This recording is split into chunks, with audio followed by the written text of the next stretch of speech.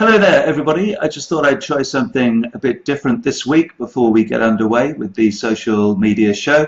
So just a bit of a pre-show, really, before we go live with the social media show, and a chance just a minute or two before 9:30 to explain what we're doing. So it's all about social media. The show is aimed at anybody with an interest in social media, but of course there is an angle towards the business side of things, but we do have a bit of fun as well.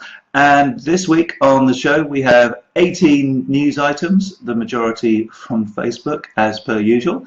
We have a social media tip, our tip of the week. We have Tools Talk, where we highlight a useful social media tool. We have Number of the Week, which is typically a stat that's been produced during the week that we can talk about.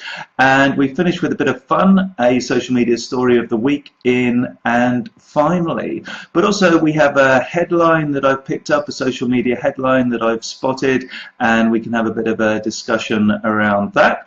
And also to get you involved, we have question time, and I'll be revealing this week's question time shortly. So it's great that we've got a few people on the show. I'm not getting any notifications of who is actually here yet, but I can see that we've got a few viewers, and it is 9:30. So welcome to the social media show. Great to have you on board, Ben. Great to have you here.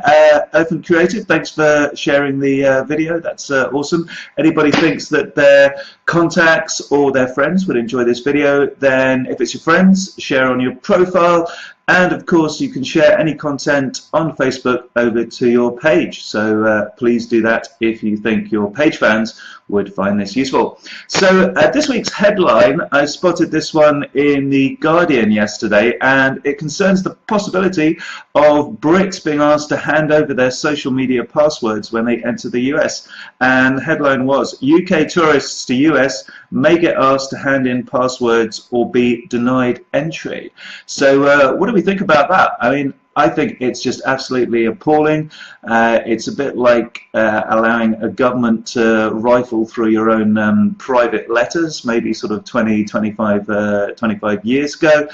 Also, from a security point of view, you should never give your password to anybody, and I wouldn't trust the government to be able, any government or anybody else, to be able to look after any of my passwords. I think your passwords are basically entirely for yourself. So a couple of issues there, why perhaps it's not such a good idea. And after all, we are allies, or supposed to be allies of the US, so why they would want access to our social media accounts, I do know the reason being put forward, but if you weigh up the positives and the negatives, I think it's a bad idea. But do let me know what you think of this week's headline, which is UK tourists to US may get asked to hand in passwords or be denied entry. Do let me know what you think. So we have had quite a bit of doom and gloom around Twitter lately. The headline last week was, can Twitter be saved? And so to give it perhaps a bit more positive spin this week, and to get us involved on Twitter a bit more, my question time for you this week is, what is your Twitter handle? So let's try and get a bit of networking going on Twitter. If anybody watching is on Twitter, do please share your Twitter handle, or preferably actually if you can put twitter.com in front of it, then that will enable people just to click and go and visit you straight over on Twitter and to engage with you there. So do please post your Twitter handles with the twitter.com web address in the comments. That would be great. So on to this week's news. So Facebook is doing some stuff now to combat fake, or what they call, perhaps it's a better term actually, false news, because fake news seems to be used in all sorts of weird and wonderful ways by Donald Trump and other people. So false news, perhaps a more accurate description. And what they're doing is that they are paying some third parties, this has been confirmed now, I've mentioned it before, some third party companies to fact check. And last week you might have seen it pop up on your newsfeed. They've also released an educational resource, so it helps you spot fake news. So you can basically click on the link to this that was publicized last week, or now it's in the help section, and you can find out lots of tips around spotting false news. So we also have news from Facebook of Facebook M. So this was Facebook's personal assistant that I flagged up before. Kind of gone quiet because they tested it a couple of years back, but it's now back. A lot of reporters have sort of referred to it as Facebook's version of Microsoft's Clippy, which didn't really go down too well. I think that's a bit harsh because I think it's moved on a lot. Technology has moved on a lot since then. And what they're basically doing is giving you artificial intelligence to enable you to, do more stuff on with your life really, but using Facebook. So also we have a bit of a fun section. What am I drinking? So I've got a quick sneak peek of my drink there. Do post in the comments if you can, if you want to have a guess as to what am I drinking. So yeah, Facebook M is now available to everybody in the US on Android and iOS, and it's actually in a limited form. It is being tested over here. So for example, somebody messaged me over the weekend on Facebook arranging a date to meet, and Facebook, there was a little link underneath in Messenger that said, do you want to plan an event? So if I wanted to plan an event, I could have basically clicked that button and use Facebook event functionality to set something up. So it's basically looking for clues in your messages and trying to be helpful, and Facebook M is a sort of extension of this. And to give you examples of some of the things that you can do, you can get it to send stickers, you can get it to, this is an interesting one, taking on PayPal, pay or request money.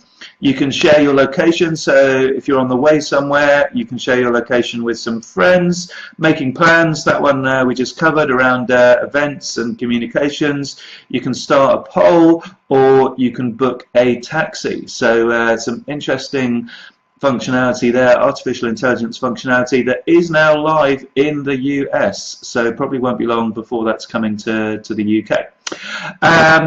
Ben says, surely they can hack anyway and you can change passwords afterwards. That is a good point, Ben. You can change password afterwards, but no, I think they were, even GCHQ would probably struggle to get into people's Facebook accounts, and certainly not on a mass level, only to targeted suspects, and allegedly, at least, with a court order. But that's for me, it's a step too far. But I take your point. Certainly, you could change your password, and definitely should change your password afterwards. Thanks for a couple of people for their Twitter handles. Thanks, Jonathan. Thanks, Scott.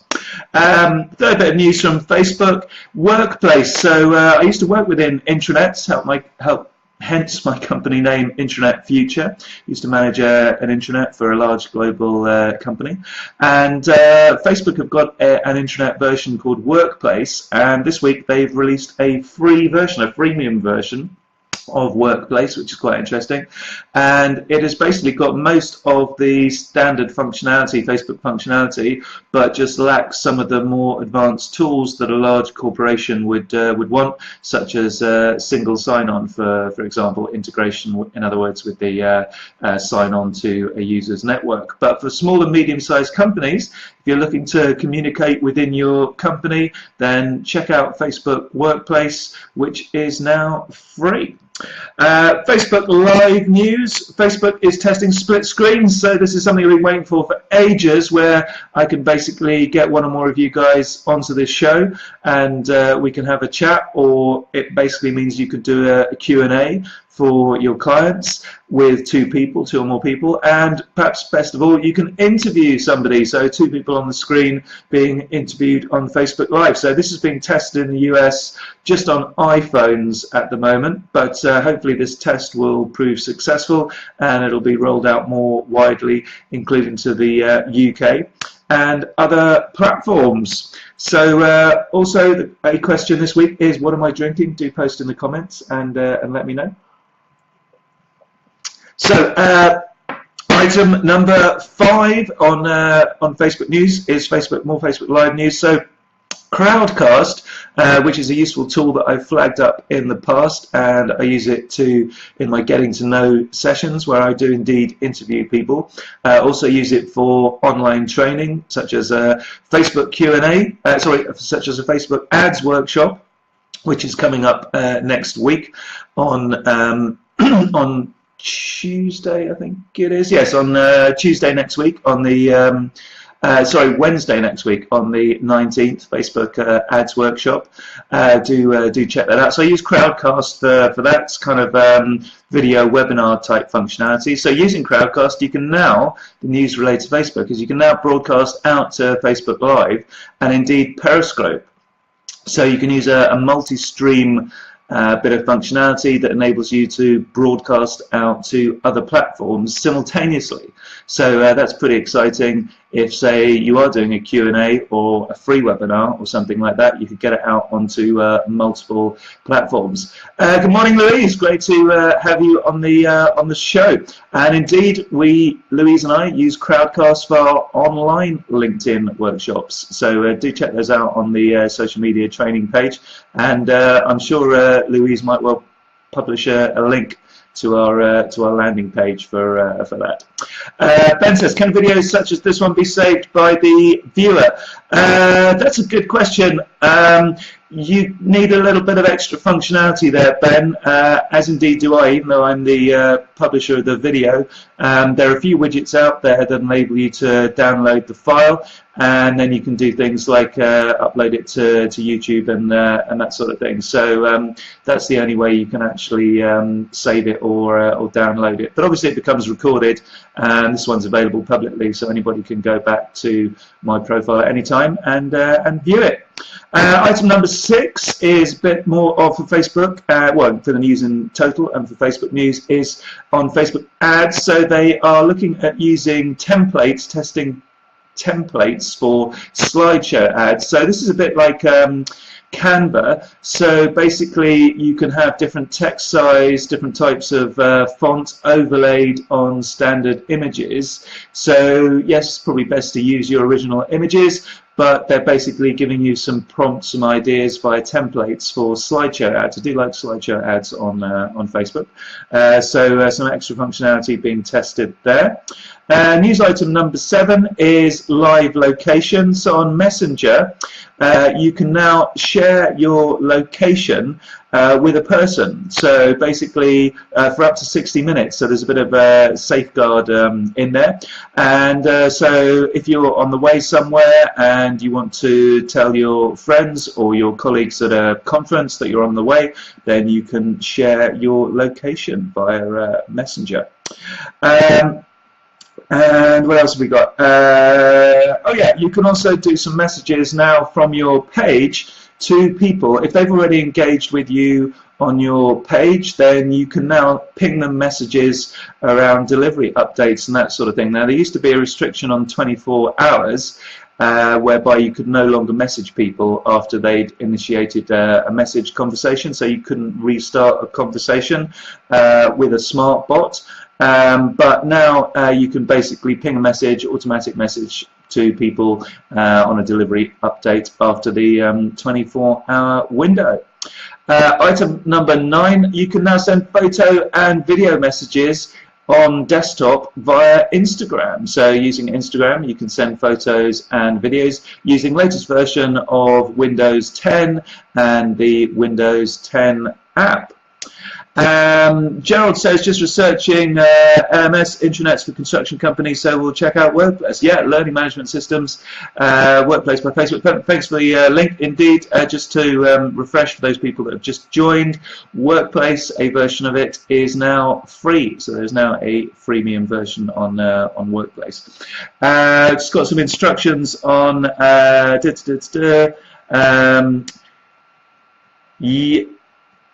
Oh, this is quite interesting. Very good, very nice. I didn't know that, Scott. Excellent bit of advice there on how to save a Facebook video.